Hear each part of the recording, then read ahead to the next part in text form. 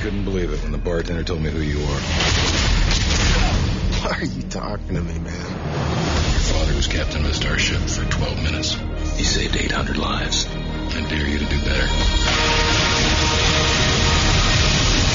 Star Trek is a vision of our future. So the goal for this was to try and do a movie that had that scale, spectacle, action, energy, and also the characters. But I didn't want any of the actors to be doing an impersonation of the original actors. I wanted to make sure everyone had their own energy and sort of owned the character in their unique way.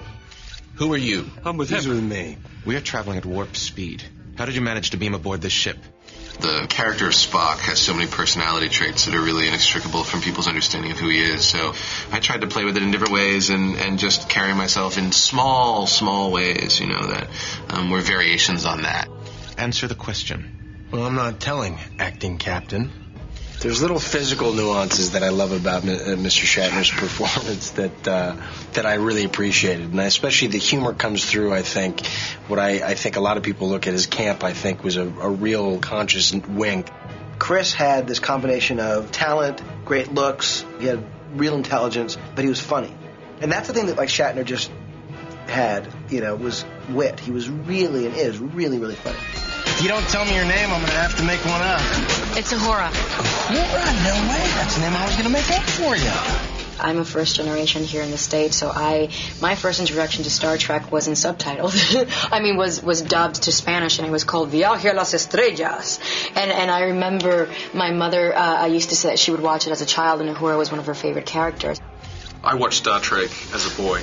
We tuned in religiously every Saturday morning. So the challenge for me was really to identify the very essence and spirit of what the late Mr. Kelly did and funnel that through my interpretation of what a younger version of that character would be.